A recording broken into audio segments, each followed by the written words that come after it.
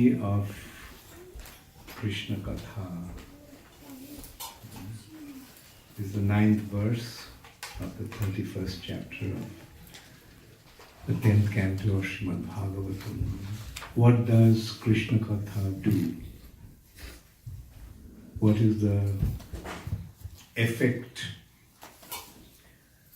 of hearing Krishna's activities, Krishna's pastimes, Krishna's instructions? What are the benefits of hearing about Krishna, and what's the benefit of hearing from Krishna? We all are suffering in this material nature. Tattva jivanam. Every morning we also sing Samsara Dava Nalalita Loka, Dava Nalva. Dav on a forest fire. No one goes to light the fire. It just lights up on its own. And it's an inconceivably blazing fire. Recently during the flight, I saw the news in San Francisco. 13,000 or 130,000 acres of land got burned. So many people died. Nobody went to light that fire, just on its own. So similarly, in this material nature, we don't know how it happened. Somehow or other, we got entangled, and it is like a forest fire. We're constantly burning. And with our intelligence, we're making various arrangements to avoid that suffering condition.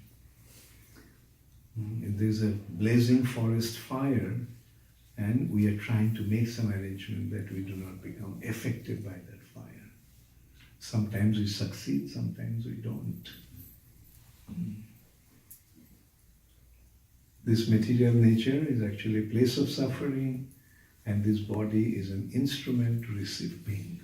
So what can we expect? In a place of suffering, in a body that is meant for receiving pain. Take any part of your body and consider in how many ways you can inflict pain to that part of the body. We don't have to go very far, we can think of thousands of ways to inflict pain. Take any part of your body, no matter how insignificant that part may be.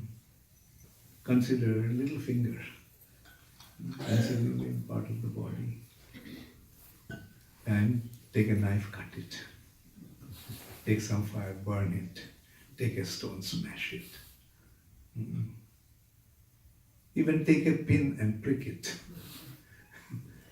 So many ways we can inflict pain to this part of the body. Now you consider in how many ways you can give pleasure to this part.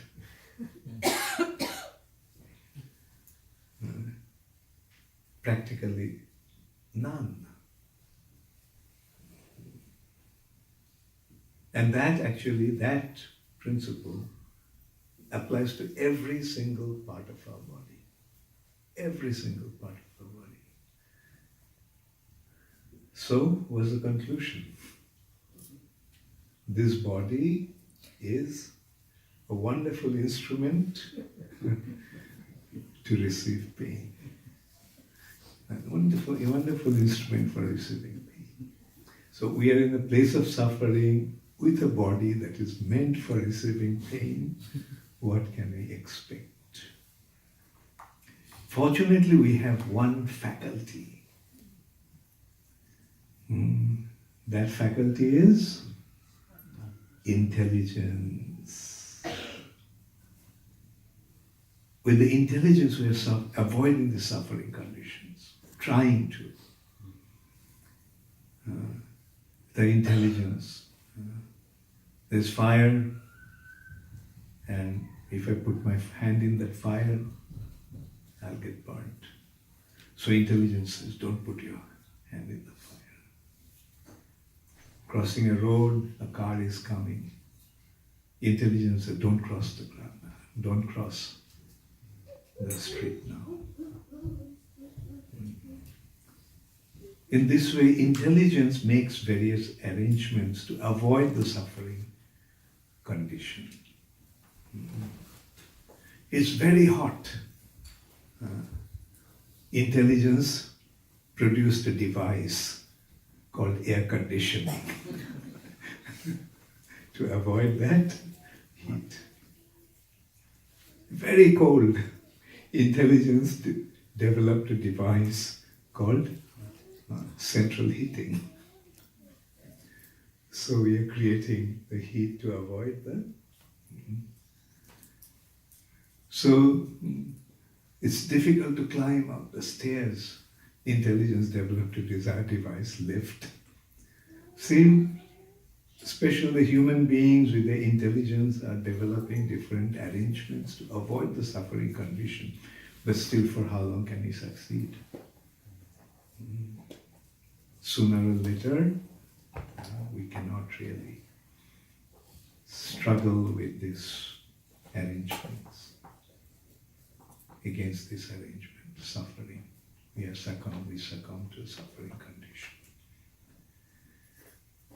Although we are trying to avoid suffering, we cannot. There are so many ways. Especially there are three kinds of sufferings. Suffering caused by the body, suffering caused by body and mind, adhyatmic, suffering caused by other living entities, and suffering caused by nature, daiva. We may have made various arrangements to avoid the suffering condition. We have a beautiful mansion with all kinds of facilities and all that. But a dear one dies. Suffering comes. Suffering caused by mind. Body may have been so many arrangements to avoid, but we cannot avoid this mental suffering, emotional suffering. Made beautiful arrangements for enjoyment, then somebody comes and sets the house on fire. Or a mosquito comes and bites. You get disease.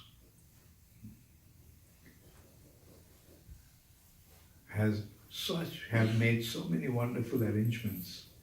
All of a sudden, there's a volcanic eruption. All of a sudden, there is an earthquake or tsunami. So the suffering condition cannot be avoided by our own arrangements. But Krishna Katha, Tava Kathamritam, what does it do? Tapta Jivanam, the suffering condition of our existence is once and for all. It's mitigated. Now this is the benefit of Krishna Katha.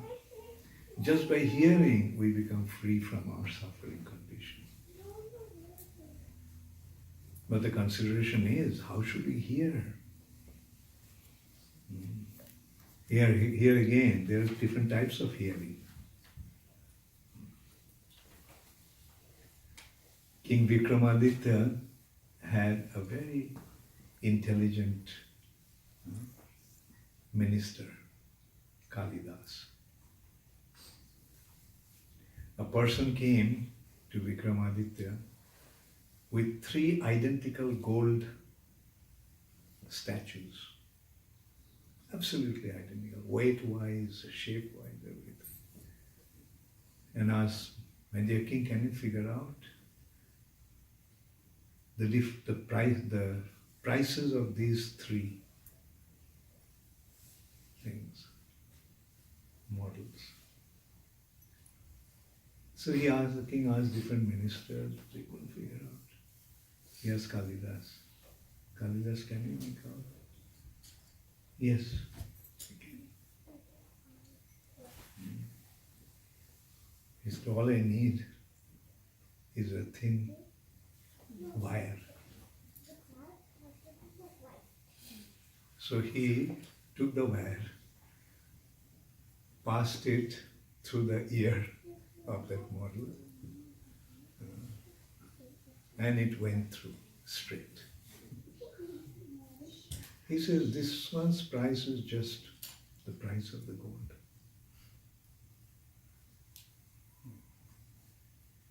He tried the second one, it got stuck. It didn't go through. This one is very valuable. And then he took the wire and passed it, and it just went to the inside of the statue in the heart. He said, this one is priceless. What's the lesson? There are 3 types of people. One type, they hear from one ear, goes out through the other. The other one hears and retains. It's very valuable. But other one, whatever he listens, he takes it to his heart. So that person is priceless. So hearing also has different qualities, different types of hearing. Often it happens, we hear right after hearing, if you ask, so what did you hear? It went out through the other ear. Other person, at least, they can remember what they heard. But the other one, he takes it to his heart and acts according to that.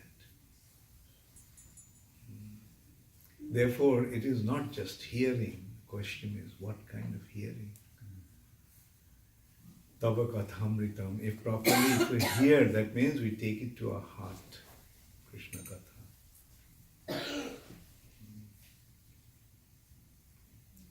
Then our suffering condition will be absorbed.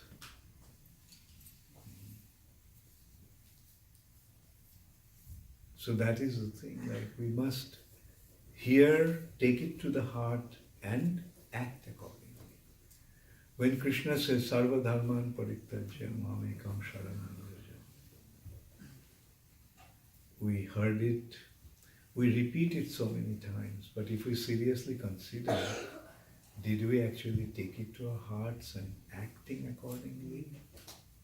We'll get the answer. Simple instruction, surrender. Just surrender unto me. And surrendering is so easy. What is the opposite to surrender? Opposite to surrender? Struggle. Right? Opposite to surrender is struggle. Now, is a struggle very difficult? Like, say, you are on the ring with a champion heavyweight boxer. If you fight with him, you can well imagine how these fights are. They get beaten up, both of them get beaten up so badly, right? But if the condition was that right as soon as the fight started, surrender. Well, he wins, the opponent wins, but I saved myself from getting bashed up. So in the material nature, we're constantly struggling against the Maya, against the material arrangements. And as a result of that, we are just get eaten up. But Krishna is giving the proposal. Surrender unto me. If you surrender unto me, then Maya with folded hands will ask you, my dear sir, what can I do for you? Maya will become Krishna's agent to take us to Krishna. Maya, Mahamaya, who is constantly piercing us with a trident, threefold material nature. She will withdraw the trident. And that's the difference between Mahamaya and Yogamaya. Mahamaya has 8 hands. Mahamaya has 10 hands. Yogamaya has 8. What are the 2 hands that Mahamaya has that Yogamaya doesn't need? One is a trident, the other is a snake. The snake is symbolizing the time, Kala, and trident is symbolizing the threefold miseries. There is no more three. When you surrender to Yogamaya, no more threefold miseries. No more influence of time. And Yogamaya takes us to Krishna. In that respect, Prabhupada gives an example of a policeman. Same policeman. How does a criminal see the policeman? A frightening object. But how does a peaceful citizen see the policeman? Shelter, security. And then when the time comes for him to go and meet the king or the minister, the president, the policeman escorts that person to the king. Same policeman to 2 different persons appearing in 2 different ways. Same Maya, when we are averse to Krishna, she is Mahamaya. When you are subservient to Krishna, she is Yogamaya.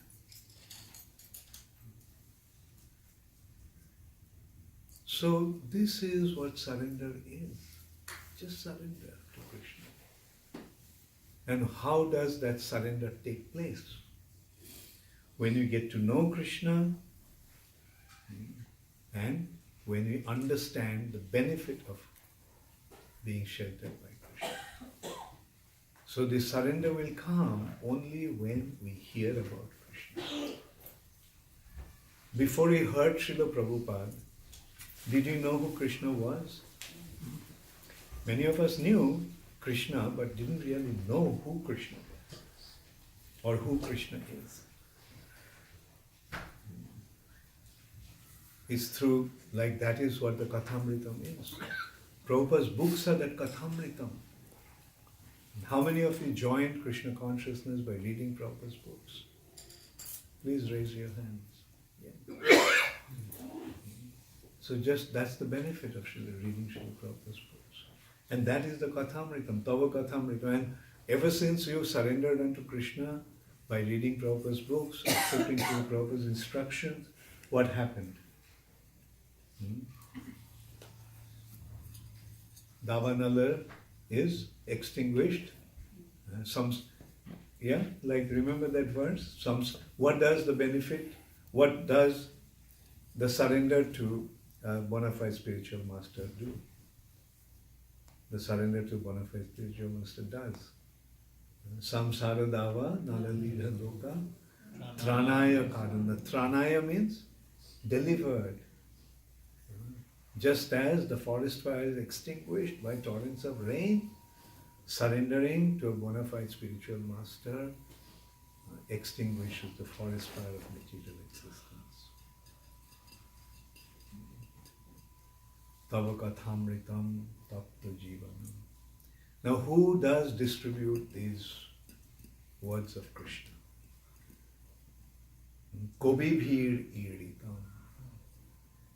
The most exalted spiritual personalities. Don't you see, Srila Prabhupada?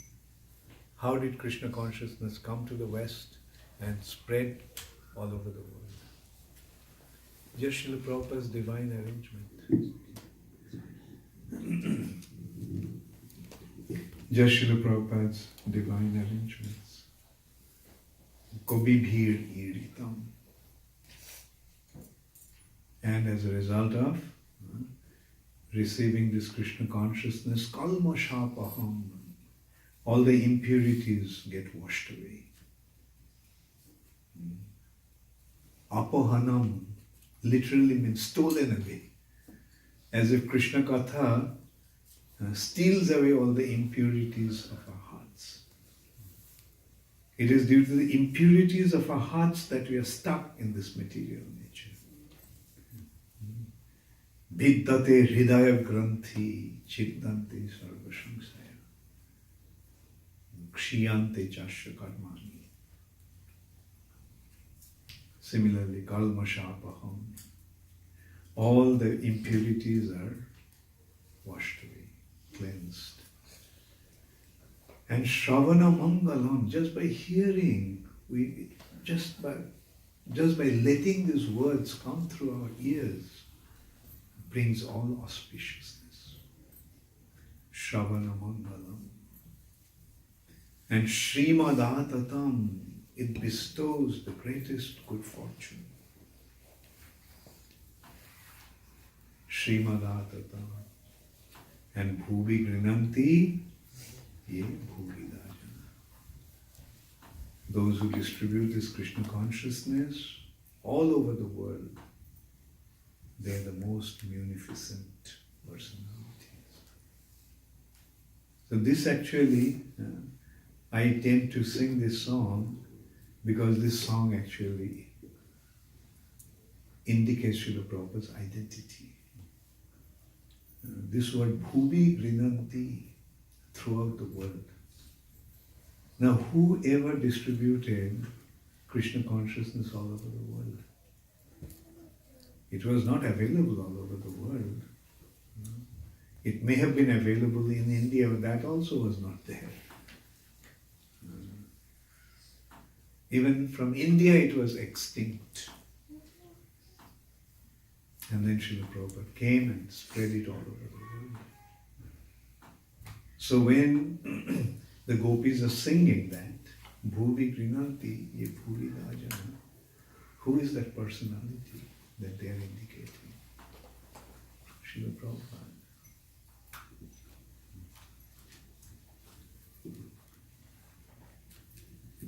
So anyway, thank you Nilamani Prabhu for inspiring us to sing this song. So Krishna's Poganda Leela. Poganda age is from 6 to 10. Up to 5 is Balya and 6 to 10. When Krishna crosses the 5th year, he is allowed to go and take the calves to graze, like apprenticeship or cowherd profession. Like he has to take out the cows, but he can't just take the cows straight away. He needs training.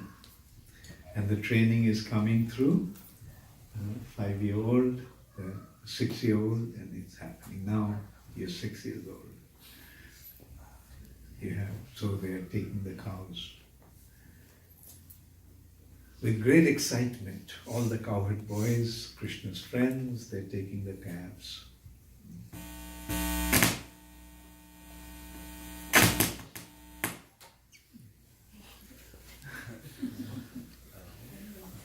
So Krishna is, and they used to take the calves.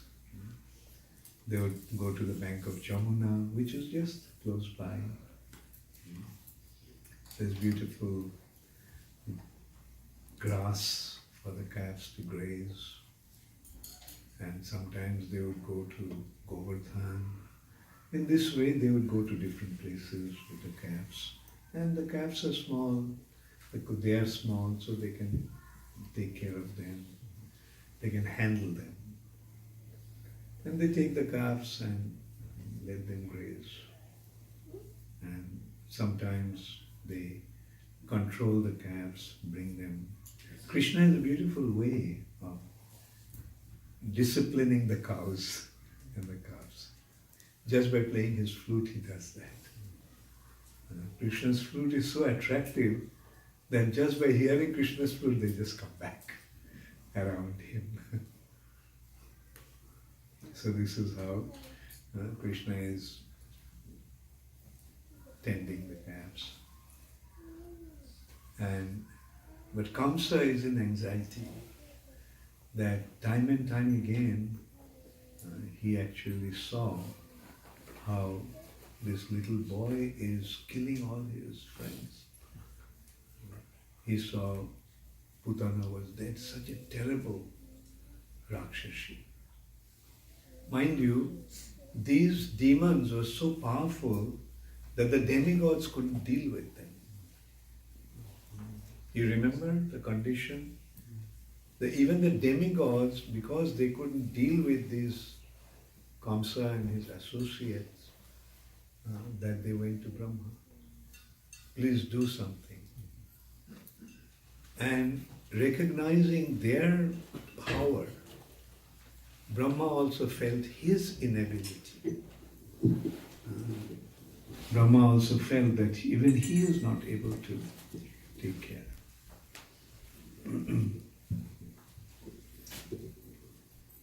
So,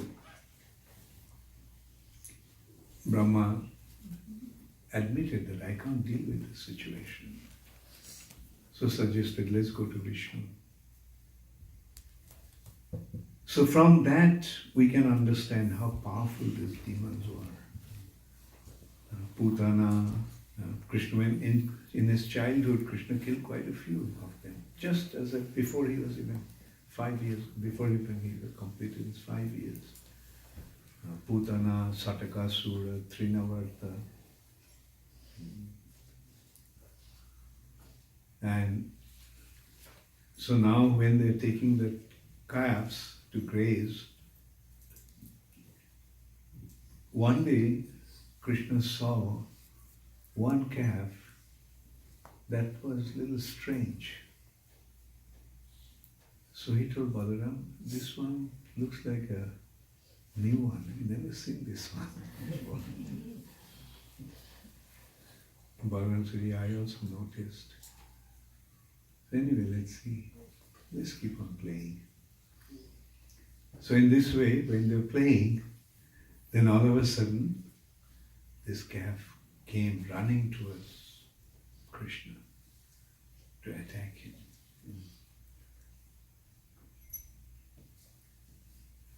Krishna just punched the thing on the nose.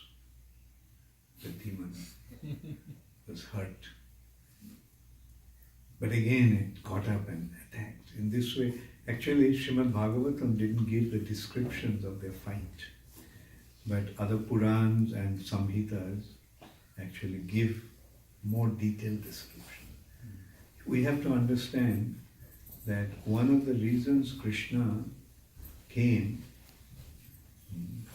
because in Vaikuntha, there is no Biraras, mellow of fighting. In Vaikuntha, no one fights with Krishna. Remember Jai Vijay? They actually felt that my Lord is not getting the taste of Biraras. I wish we could actually give him a taste of this Biraras. And as a result of that, they came to the earth planet as enemies and they fight. And we could see that how powerful these demons were. Hiranyakashipu, Hiranyaksha. You want to hear about Hiranyaksha's power? When Ravan got into a fight with Lord Ramchandra. And the fight was getting more and more critical. So Ravan saw that he needs more ally.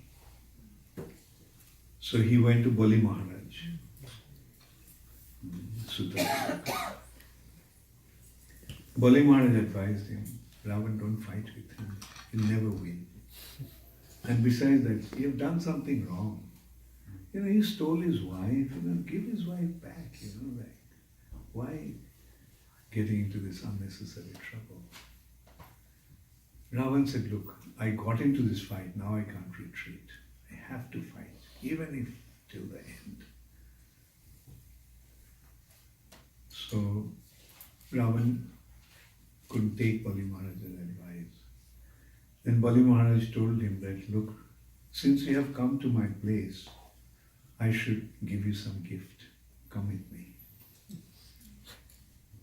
So he took him to a golden mountain, studded with diamonds, 6-7 feet in diameter.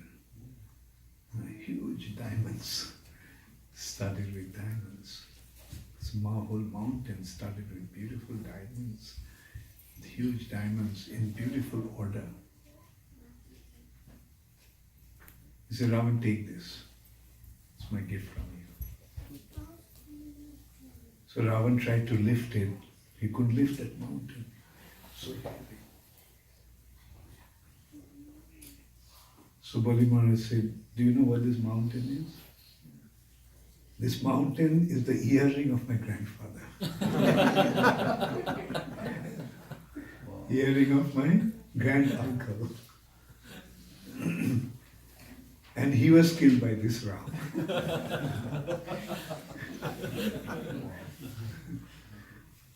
So what chance do you have in this thing?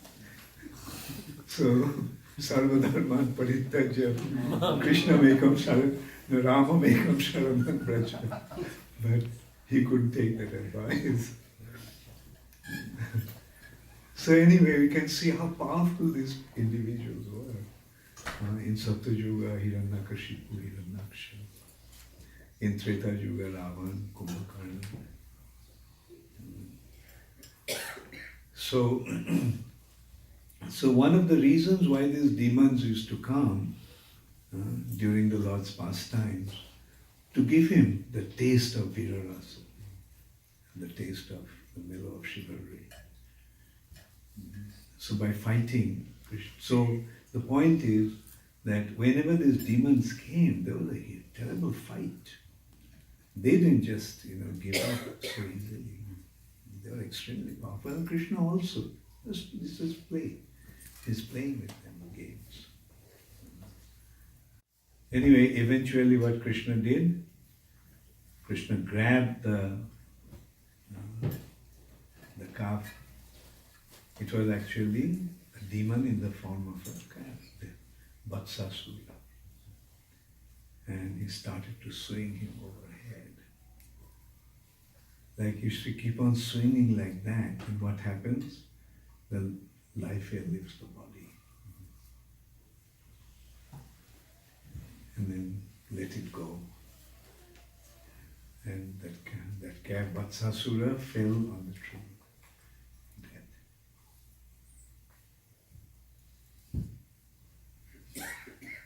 Another day, they saw that there was a huge crane, like its head is practically touching the sky. So the demigods could understand that this is a demon who came to attack these children. So they decided to protect the children. So they attacked. And different demigods with their weapons struck this crane. Huge crane. Bakasura.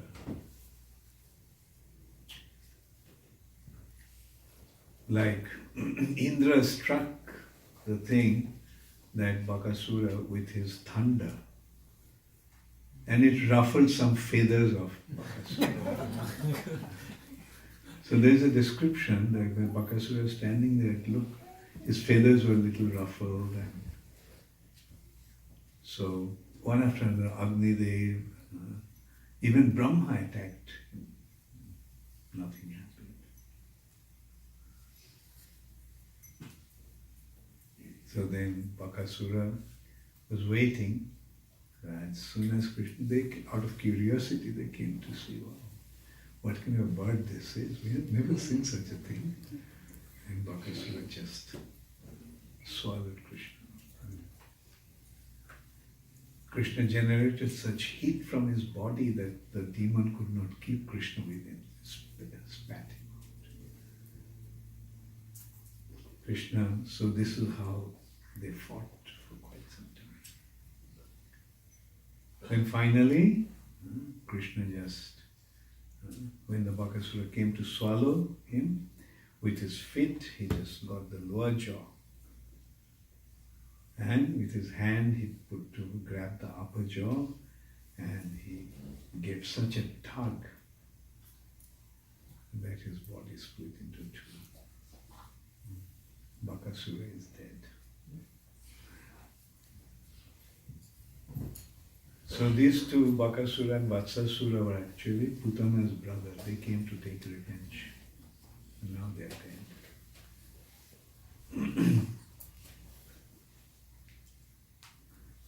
Then one day, and they were taking the calves, going to the forest to graze with the calves.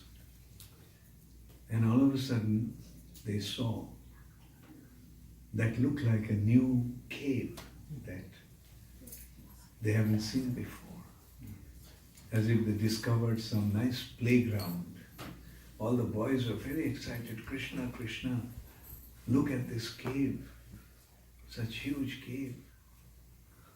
And it's beautifully colored. It's all pink. And look, it looks like there is a passageway onto that cave. What was actually the cave? Aghasura, the snake.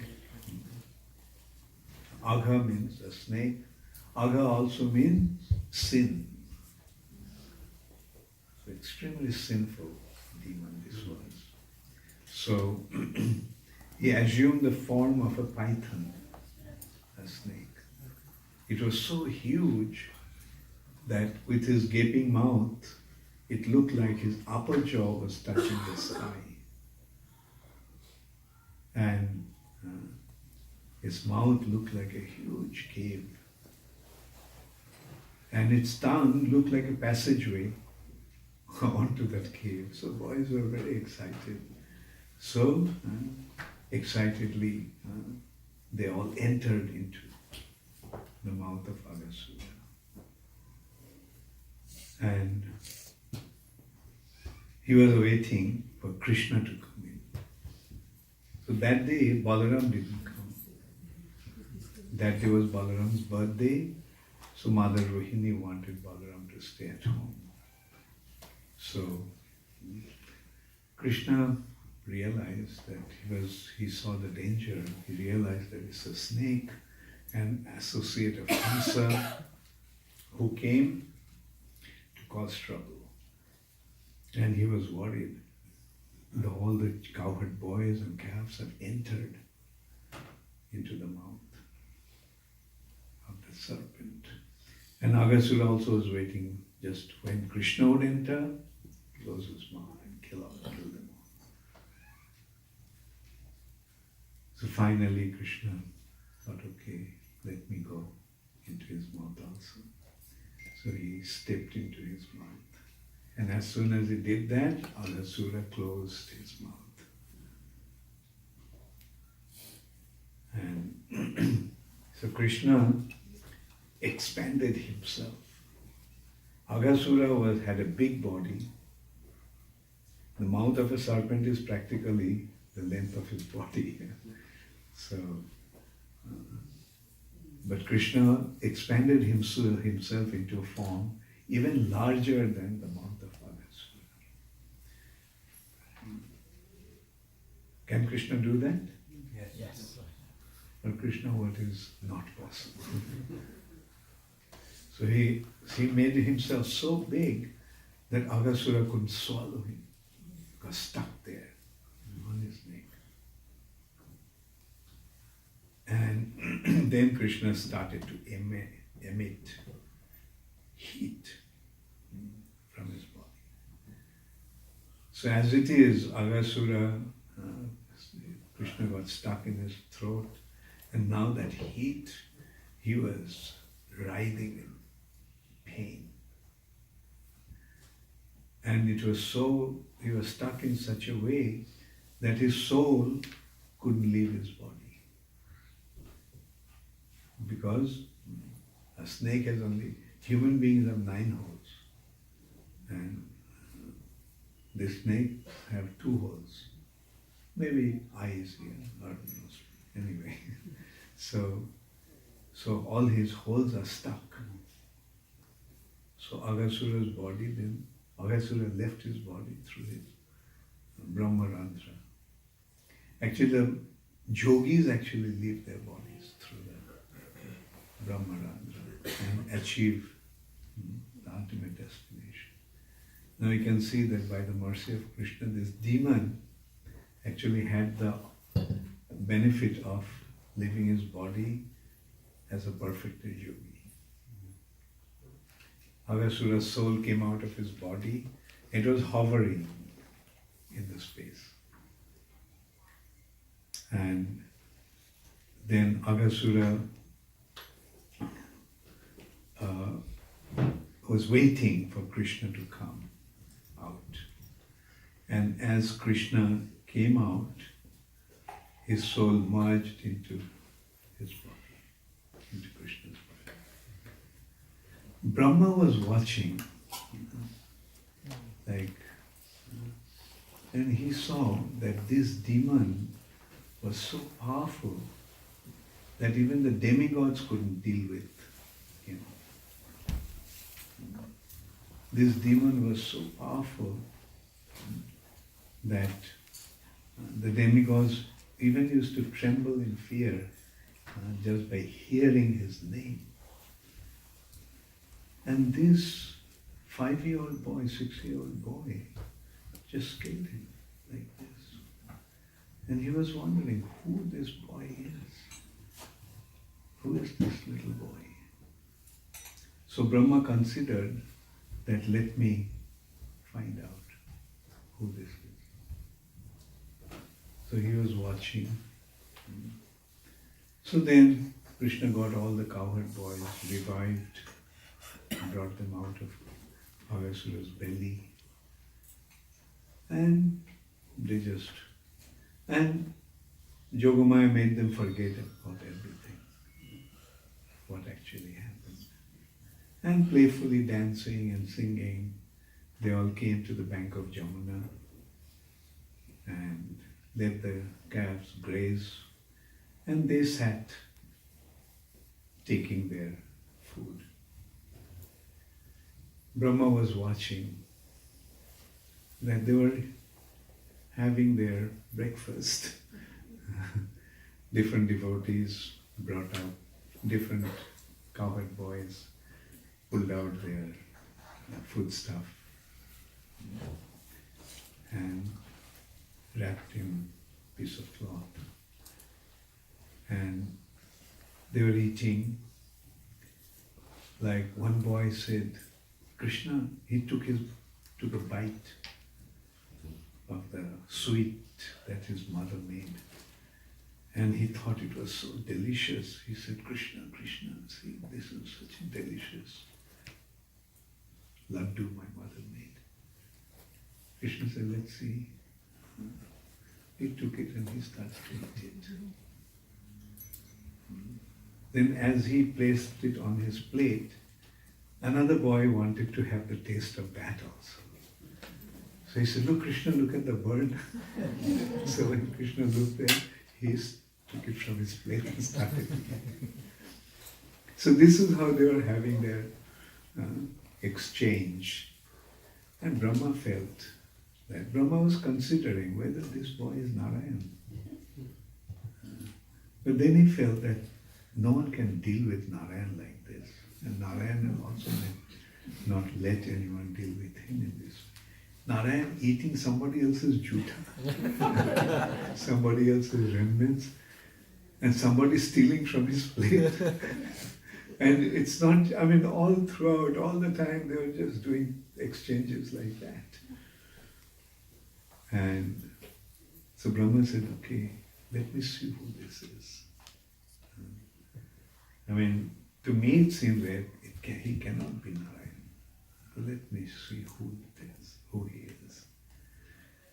So he stole the calves. In a flash of a moment, he took the calves, put them in a cave, put them in sleep, yoga nidra.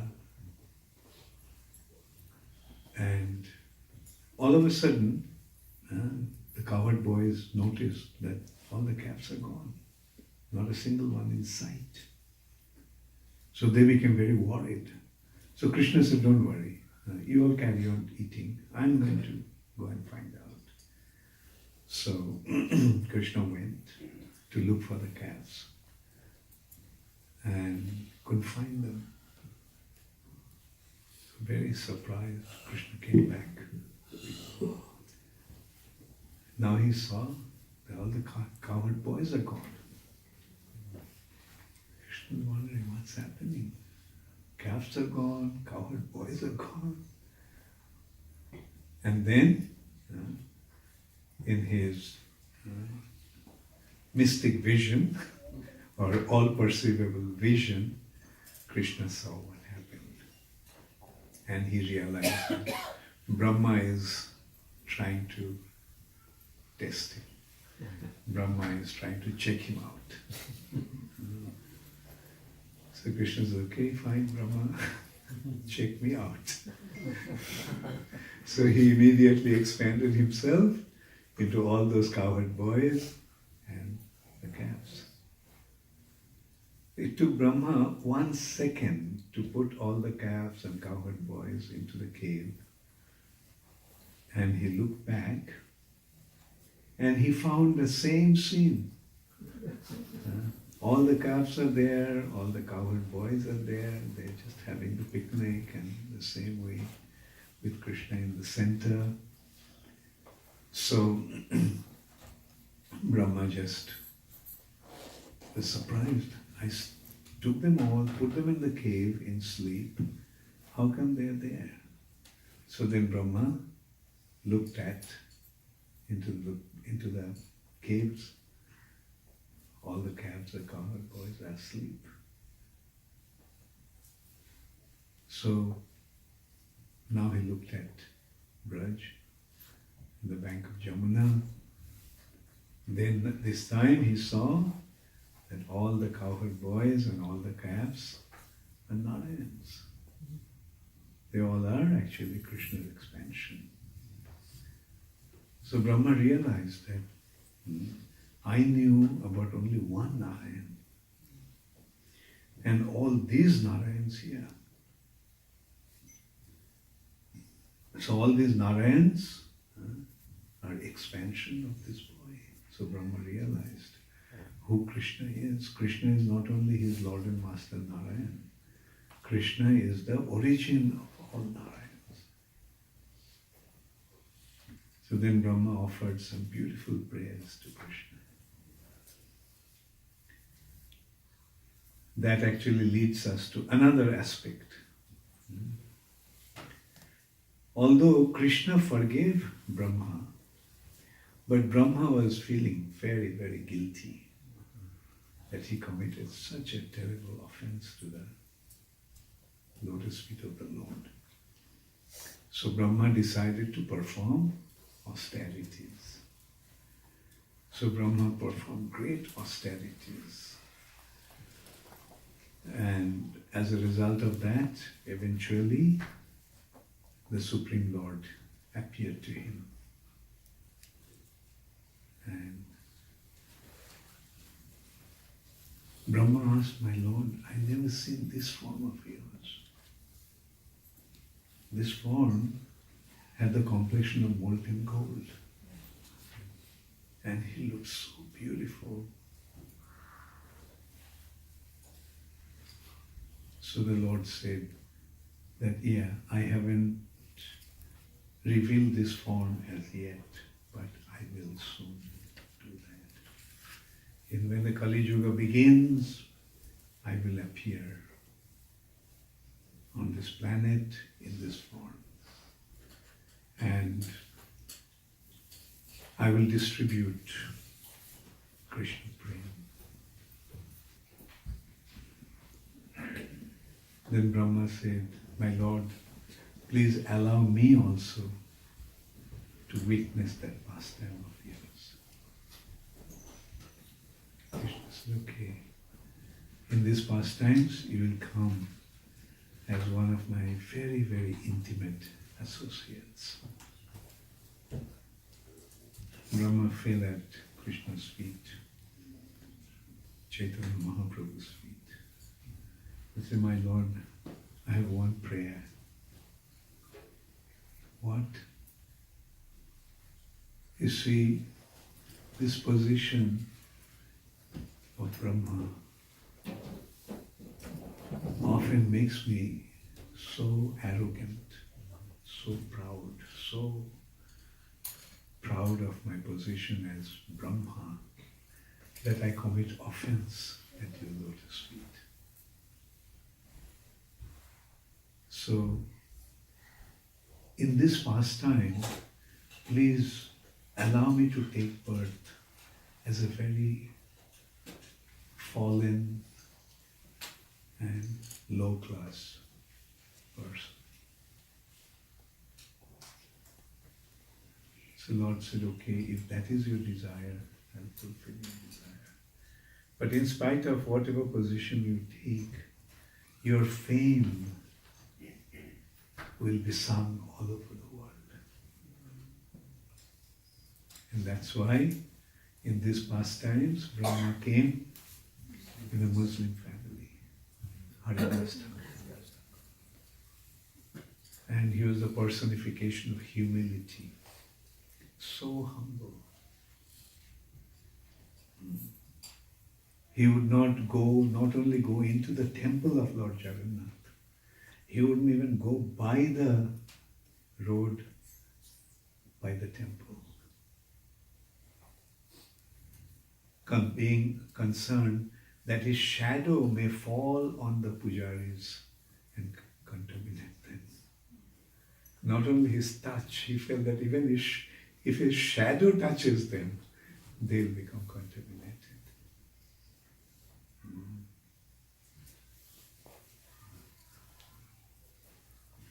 But he was so great that although he wouldn't go to the temple of Lord Jagannath used to come to see him. Chaitanya Mahaprabhu used to come every day to see him. And then when he left his body, Chaitanya Mahaprabhu danced carrying his body. What a fortunate personality. So that is the Brahma Mohan Leela. Now here also an interesting thing to note, that Madhva Sampradaya do not really deal with this chapter of the 10th canto, Bewilderment of Brahma. But Prabhupada's take on that was different. The Madhva Sampradaya's consideration is that Brahma is our Sampradacharya. He is the propounder of our Sampradaya. How can we consider that he was bewildered? But Prabhupada's point was, or actually Prabhupada is drawing the line from our previous acharyas. Krishna can do anything. Krishna can bewilder anybody. It's his pastime. And it is not detrimental to anyone's status as a devotee. So, anyway, so this is another thing that came to my mind. So this is how, through these pastimes, Krishna actually established that his position was even superior to Lord Brahma. That's another aspect of Krishna's pastime. Through these pastimes, bewildering different individuals, Krishna is establishing his position being superior to them. There might be people, those who may think that Brahma is the highest, Brahma is the greatest. But through these pastimes, Krishna pointed out that his position is far superior to Brahma's.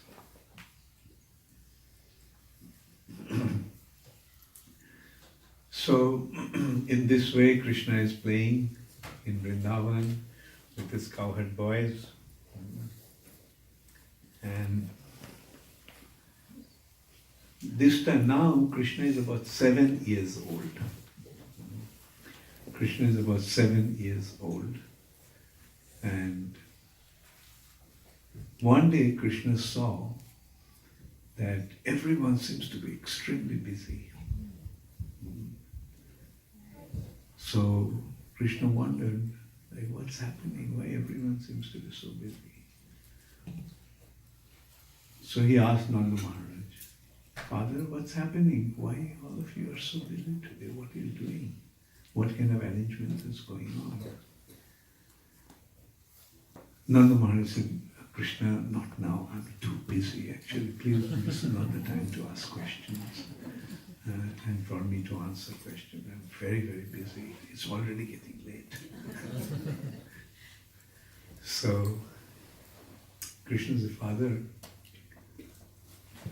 if you don't tell me what is happening, then I will not know what you are doing. I'll remain in ignorance. Nanda Maharaj was worried because whenever Krishna asks a question and when he answers, on top of that there will be another question. Then he will answer, on top of that there will be another question. So that's why he was trying to avoid. But Krishna insisted, my dear father, if you don't tell me, then I'll remain in ignorance. And people will blame you that your son became so uninformed, stupid. So then Nanda Maharaj said, so Krishna, we are very busy today because we are arranging to worship for Indra. So Krishna said, why do you worship Indra, Father? Nanda Maharaj said, now he started. Said, because we are cowherd people, we have to grow grass, we have to grow vegetables and grains. So we need rain. And Indra is the Lord of rain. That's why we worship Indra, so that we get rain. Father, does it rain just because you worship Indra? Yes, my dear son. Father, is it a scriptural understanding or traditional understanding or village understanding? Nanda Maharaj thought for a while. He said, Krishna, we're doing it since time immemorial. Our forefathers and their forefathers have been doing it. So traditionally we are doing it. Oh, but does it really rain because we worship Indra? Yes, my dear son, that's what everybody has been thinking, and that's where we follow the tradition. Father, do they need rain in the middle of the ocean? And does anybody worship Indra in the middle of the ocean? That Indra showers rain in the middle of the ocean. So Nanda Maharaj felt, yes, there is some truth to what this boy is saying. No one worships Indra in the middle of the ocean, and nor do the ocean need any water, but still it rains in the ocean. So he said, then he admitted, my dear son, we don't really know whether it's due to our worship of Indra that we get rain. But as I told you, that we are doing it because traditionally for generations we have been doing it. So then Krishna said, Father, there's no need to worship Indra. You are saying that we are cowherd people and for the cows we need grass and that's why we need rain. But actually, whatever we need to take care of the cows is there in Govardhan. Govardhan has such beautiful pastures. Govardhan has such beautiful fountains and streams that the cows can drink there.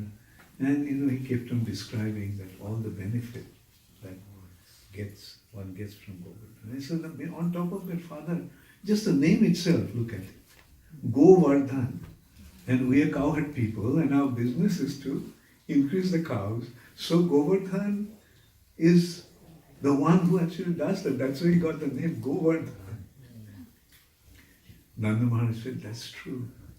So Krishna, let's go and offer all this worship to Govardhan. There is no need to worship Indra. Let's worship Govardhan. So then Nanda Maharaj called all the people. Everyone come here, please. See, this is what Krishna had been telling. Krishna had been suggesting, and he gave some very good points. Right? And I also feel that there is no need to worship Indra. So, and everyone said, yes, yes. Now, whatever Krishna says, we do that. So Krishna is only 7 years old and he's just, everyone actually is listening to whatever he says. Because they saw that Krishna is so wise that whatever he says is perfect. And by following Krishna's instructions, they were seeing that they're receiving the ultimate benefit. So they all excitedly took all the ingredients for worship, all the food offering and everything, and they took them to Govardhan. And they piled up the food, huge stack that looked like a mountain. Govardhan is one mountain, and in front of him there is another mountain. This is a mountain of food, Annakut. Jiva Goswami in Gopal Champu gives a very good description of this Annakut. The first they spread banana leaves on the ground. Then on top of that they put chapatis. A stack of chapatis. Then on top of chapatis there was parathas. All different types of parathas. Then on top of parathas there are puris. On top of puris there are kachoris. And then on top of that there are various types of rice preparations. And then all the other stuffs, sabjis and pakoras and all those things are put in there. And then it became a mountain with all kinds of food stuff. And then there was a fountain of ghee flowing through that mountain. And it was offered to Govardhan. And everyone, to their great surprise, they saw that the mountain, the high mountain, whose head is practically touching the sky, has appeared the form of Krishna. It's Krishna sitting down and eating.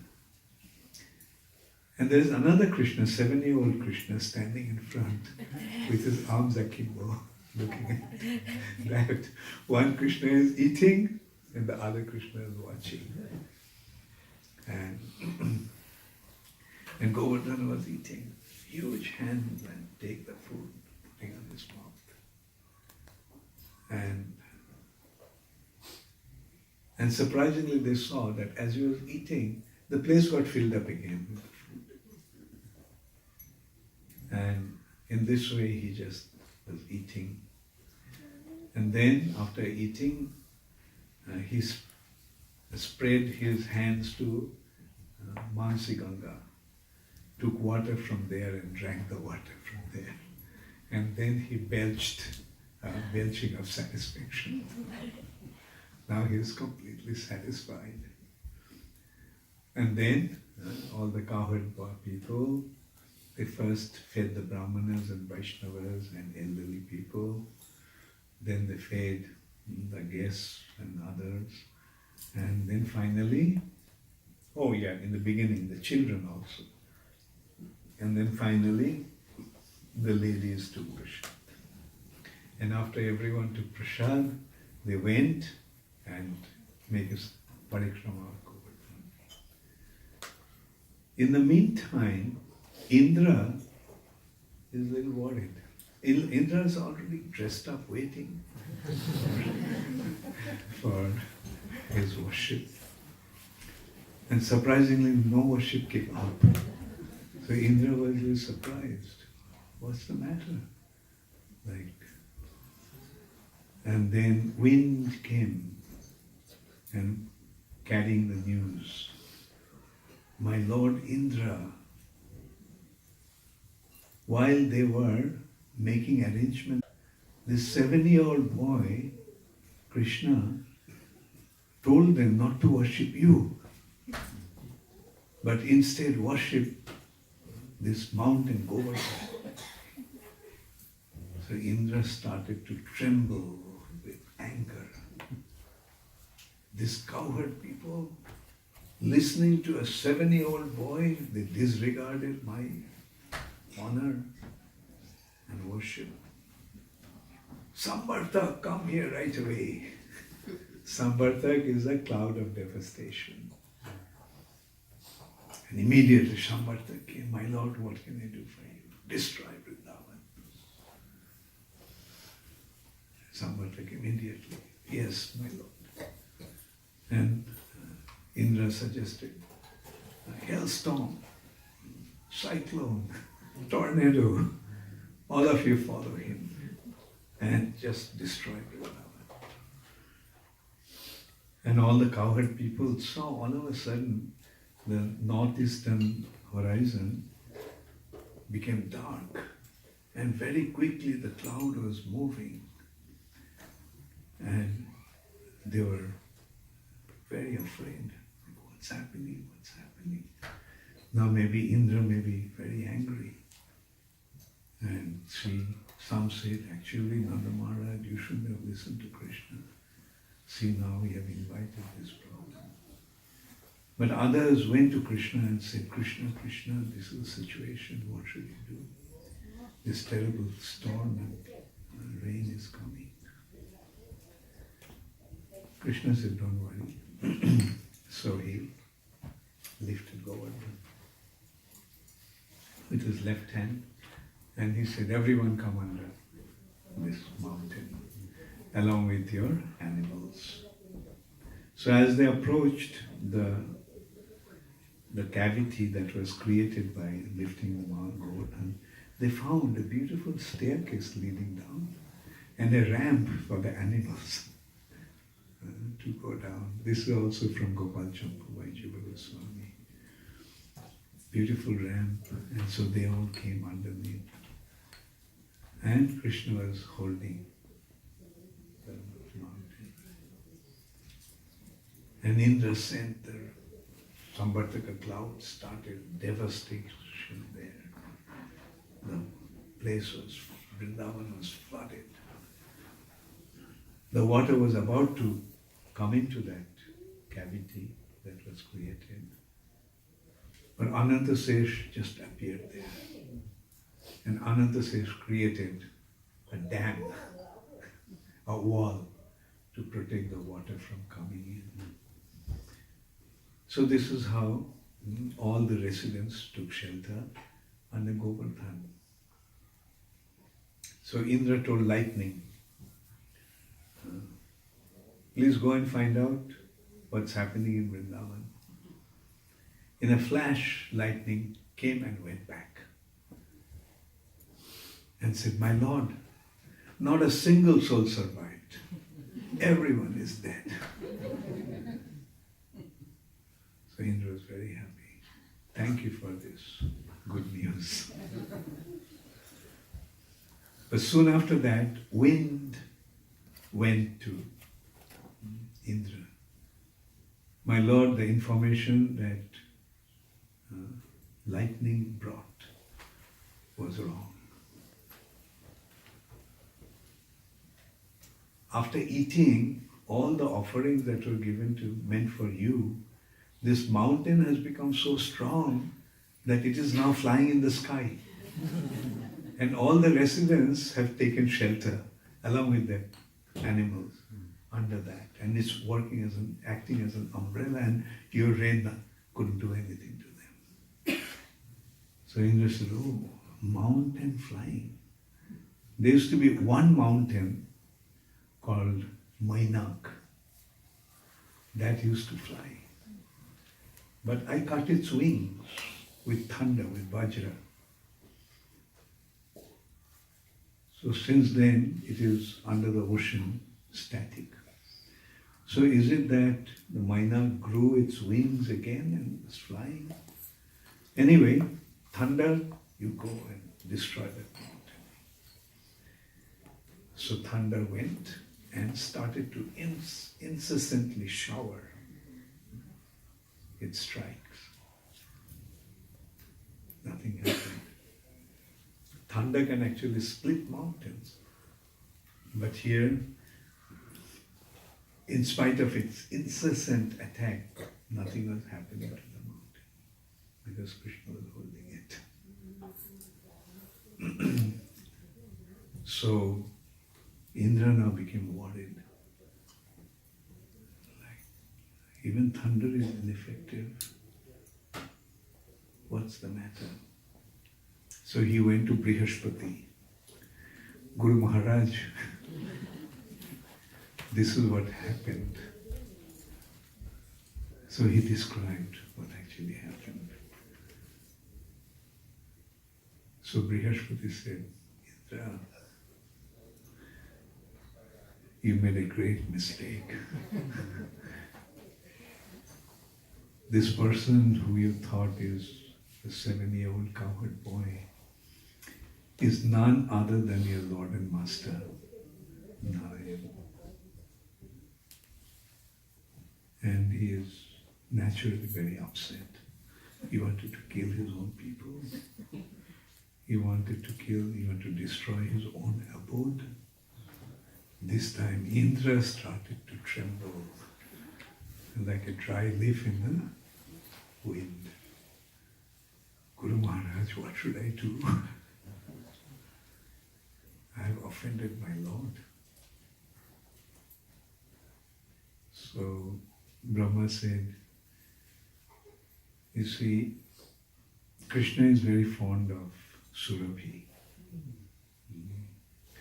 So you go take shelter of Surabhi and request her to go to Indra, go to Krishna. And you follow Surabhi, hiding yourself. You better hold on to Surabhi's tail.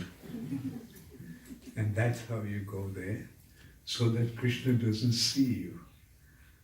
Because if he sees you, then he'll be in big trouble. So let Surabhi pacify Krishna. And by seeing Surabhi, Krishna will be pacified. And then you have some chance of being forgiven by him. So this is how Indra went, holding on to the tails of Surabhi, hiding behind him, hiding behind her. Then Surabhi came and bathed Krishna with her milk. Krishna was angry, naturally, very angry. But his anger subsided, seeing Surabhi and being bathed by Surabhi's milk. So when his anger completely subsided and his mood changed, and now he is again in his merciful form, compassionate form, and Indra came out, fell at his feet and begged forgiveness. So this is how Krishna's Govardhan Lila was performed. Now there are some, actually behind every pastimes of Krishna, there is a reason why Krishna did that. The purpose of Govardhan Lila was all the cowherd people were desiring to have constant association of Krishna. During the day, the cowherd boys used to be with Krishna. And at night, they were separated. The gopis used to have Krishna's association during the night, during the day they were separated. And Krishna's father and mother and the elderly cowherd folks, they would see Krishna only during the morning, and then throughout the day they wouldn't see Krishna. And when Krishna came back for some time, they would say, see Krishna, gets his association. So, but everybody wanted that, everybody was yearning, oh, I wish I could be with Krishna 24 hours a day. So that's why Krishna performed his Govardhan Lila, where for 7 days and 7 nights continuously, all the residents of Vrindavan, even the cows also, they were thinking the same way. Actually, mind you, in the spiritual world, everyone is conscious. Not only the animals, even the trees and plants are conscious. What to speak of trees and plants? Even the pillows are conscious. Floor is conscious. You want to hear about the story of the pillow? The pillow was thinking that I am always at Krishna's head and I never get a chance to serve his lotus feet. So one day Krishna, the pillow went to Krishna's feet. And Lalita came and saw that pillow move from Krishna's feet, Krishna's head to his feet. So Vishaka's business is to make the bed. So Lalita called Vishaka, chastise her. Vishaka, you're out, you're spaced out completely. Look what you have done. The pillow is at his feet, not on his head. So they got into a fight. Vishaka said, no, I didn't do that. I all put it there. Then finally, they found out that it was Mr. Pillow himself who independently acted like that. So the point is, in the spiritual world, everything is conscious. And who are these beds? And below that, everything, expansion of Balaram. Every article of Krishna's service is an expansion of Balaram. Every article of Krishna's worship is expansion of Balaram. So in this way, there are various reasons why Krishna performed different pastimes, especially Govardhan Lila.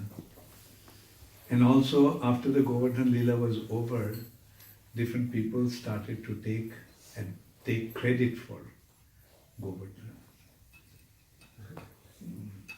The cowherd people were claiming that the ladies, cowherd girls, that because we fed Krishna with our milk, that's why Krishna became so strong that he could lift Govardhan and hold it for 7 days.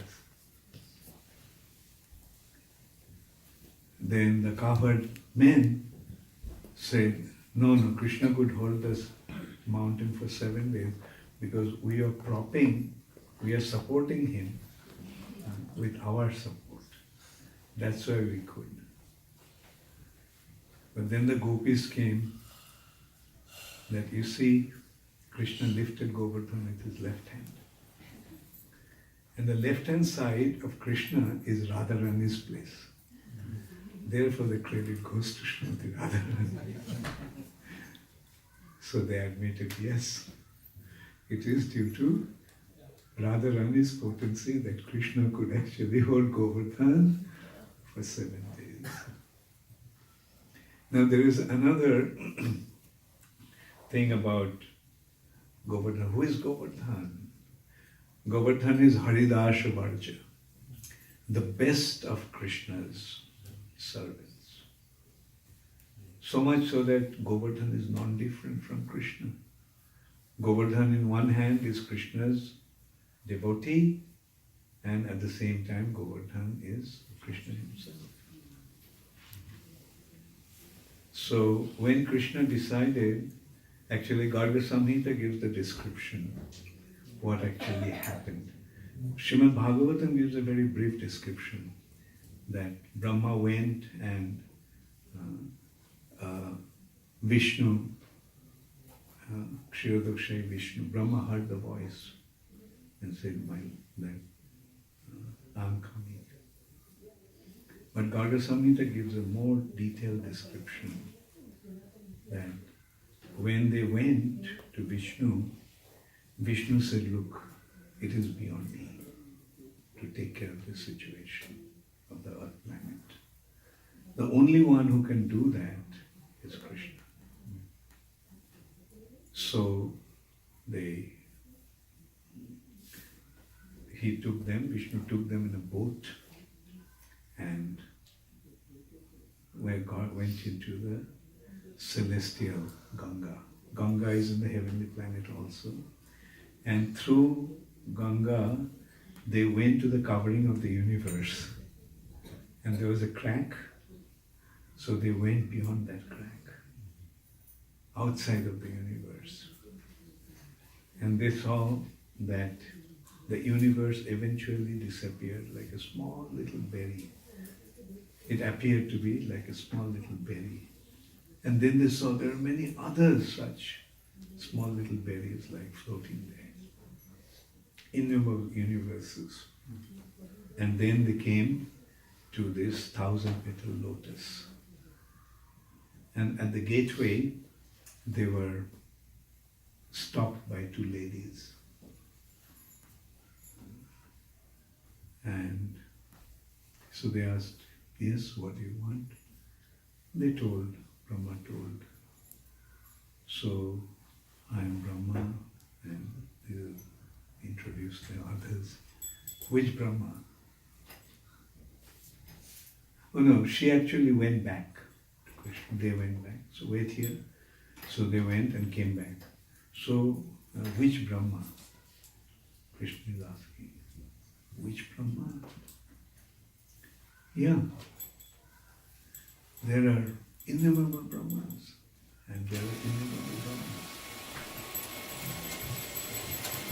Jai Shri Shri Gaurika, Jai Shri Shri Srinath Ji ki Jai, Shri Shri Sitaram Lakshman Dhamma ki Jai, Srila Prabhupada ki Jai. Anyway, so then Vishnu said, the Brahma, the universe that was cracked by the toenail of the Lord. So they went, and so, okay, now he comes. So they went there and they saw Krishna and with Srimati Radharani in Golok. So they then asked, Krishna asked, so, yeah, what do you want? Please tell us what I can do for you. So, Vishnu described everything. Oh, in the meantime, they all saw that different incarnations were coming and merging in the body of Krishna, indicating that all these Nishinga, Varaha, Kurma, Mahavishnu and others are actually his expansions. So then Krishna said, they told Krishna what is the situation of the earth planet. So Krishna said, okay, I'll come. And when Krishna said, I'll come, Radharani fainted.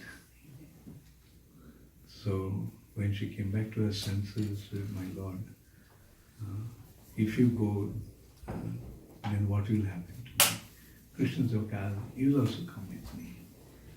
She said, "No, I don't want to go to some place away from Vrindavan. I don't want to go to a place where there is no Govardhan, there is no Jamuna." So Krishna said, "Okay." So he sent a part of Golok in advance. And he ordered Jamuna to go there. He ordered Govardhan to go there.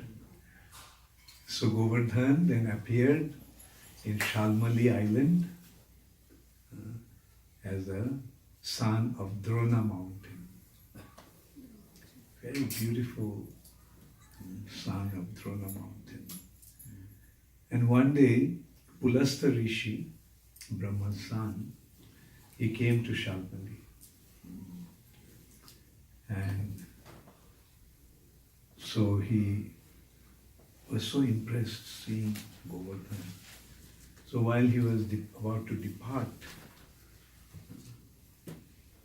that he asked Drona mountain that, "Will you please offer your son to me? I'll take him to Kashi, Benares, where there is no mountain. So in this mountain I will meditate on Lord Shiva." So a sage has asked for something, so the father couldn't say no, but at the same time his heart was breaking because his son was so dear to him. So he told Govardhan, "The sage wants you to go with him." Govardhan said, "Fine, I'll go, but on one condition, that how is he going to carry me?" Then Pulastha said, "No, don't worry. I'll carry you with my mystic power in my hand." "Okay, but you have to take me in one stretch. Because if you stop anywhere, I won't go from there." So he said, "Fine." So he was carrying Govardhan. When they were flying over Vrindavan, Govardhan felt that now Krishna will come and he'll perform his pastimes. Who wants to go to this Kashi? So he increased his weight so much that he couldn't carry, Pulastha couldn't carry, as if he got some urge to pass. So just quickly he placed the mountain there and went. And then after taking his bath, when he came back, he tried to lift. So he said, "What happened, my child? Come on, my hand." He said, "Look, we had a condition. Wherever you drop me, I'm going to stay there." He said, "Oh, you tricked me in this way." "Okay, I curse you that every day you will reduce by the size of a sesame seed." That's why Govardhan is. His size is decreasing, which was a huge mountain at one time. It's practically a small little hill. So this is how Govardhan came. Another interesting anecdote about Govardhan. When Ramchandra was building the bridge to Lanka, big monkeys were carrying mountain tops and big boulders to throw in the ocean. And when Hanuman came to Govardhan, he was about to lift Govardhan and take. The announcement came from the sky, "The bridge is complete, there is no more need of any other material." So Govardhan felt so upset. I was about to be engaged in the service of the Lord, and now I have been deprived of that opportunity. So then there was an announcement, don't worry Govardhan. When the Lord will come in Dwapar Yuga, in the following Yuga, He will come and play at your hill, on you. And not only that, He will be engaged in His service. You will be so fond of Him, He'll be so dear to Him, that He'll lift you with His own hand and hold you for 7 days. So that is the benediction he got because he couldn't be engaged in Lord Ramchandra's pastimes. Giriraj Govardhan ki Jai, Srila Prabhupada ki Jai, Gaur Premanande. Does anybody have any question? Yes. I'm not sure we have enough time for all my questions because Kali Yuga is only a short time compared to the questions I have. So I have a concern for my own spiritual advancement. We see that Indra was, Krishna reduced Indra's pride because that was one of his goals. He knew Indra to become very proud. Now Indra, one understanding of the second offense in chanting is we shouldn't disrespect the demigods either. So I don't want to disrespect Indra. He's a very advanced devotee. But a little while later, he did the same thing. He fought with Krishna when Krishna asked for the parijata flower for Satyabhama. So if he falls prey to pride so quickly, what about me? I'm really in trouble. Yeah. Well, that is Yogamaya. As I mentioned this morning, in the previous class, that these are actually Krishna's pastimes. It's just some acts on a stage, you can say. And Yogamaya makes these arrangements. She makes one forget. Like a simple consideration, Krishna comes every day of Brahma, once in a day of Brahma. Then how come Brahma forgot? Right? Like one who comes, and every day he's forgetting and doing the same mistake, so to say. We have to understand that these are his pastimes and we have to accept them with the spirit. And the question that you asked is forgetfulness of Krishna's position and like as far as possible we must try to remember him as long as our consciousness is clear. Because the time will come when our will not work. Like say for example, when you fall asleep, can we apply our will and decide what we're going to do and what we're not going to do? Similarly, after we die, death is like falling asleep. Therefore, the only recourse is to surrender. Krishna, you decide what you want to do with me. With my own effort, I cannot really act appropriately. So you please decide.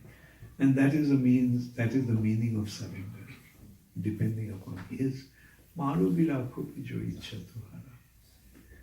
Kito janamo ho jatha tua das. Even if I have to be born as an insect, it's possible. But let that birth be in the association of devotees.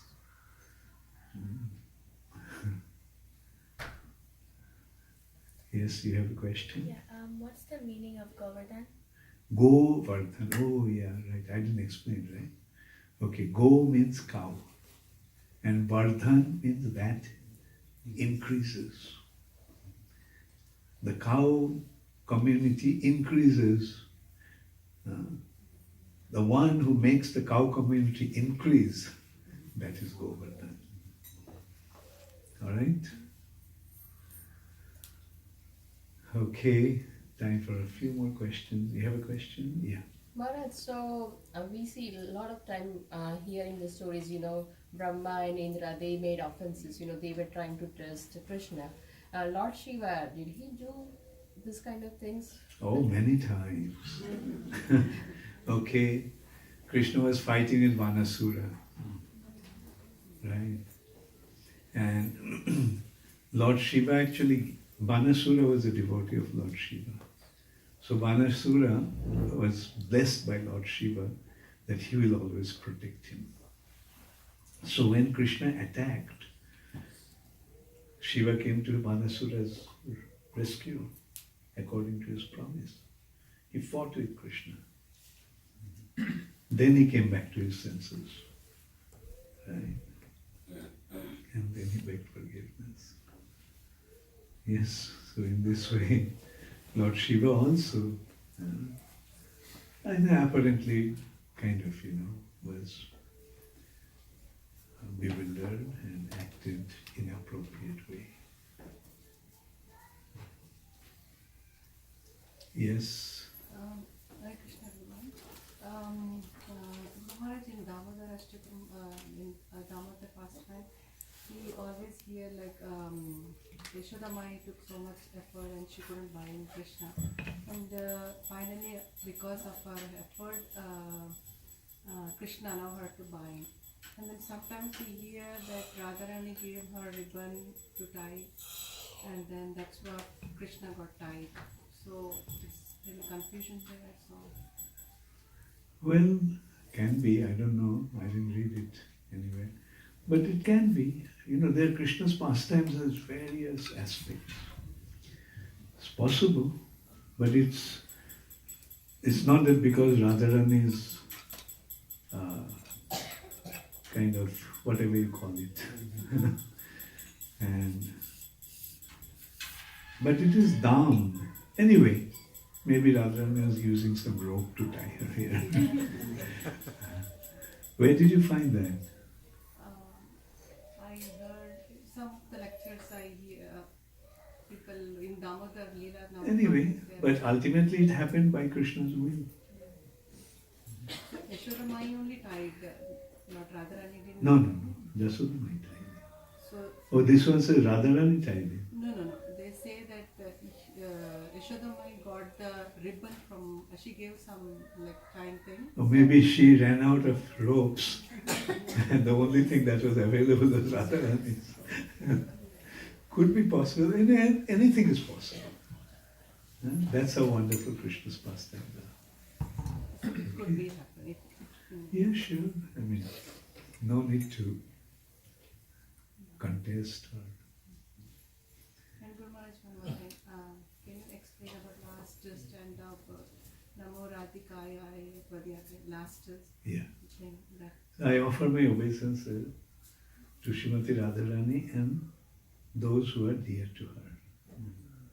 So why it comes in the Damodar Ashtakam? Why that comes, that line?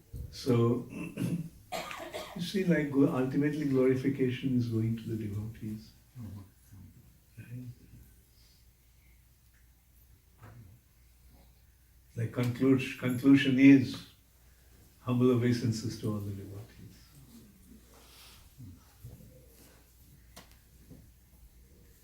Okay, yes. You told like how Brahma went to even Goloka and they went to Vaikuntha so many times it is said, but as Krishna explained in Bhagavad Gita, whoever comes to me, they don't come back. So doesn't it contradict or?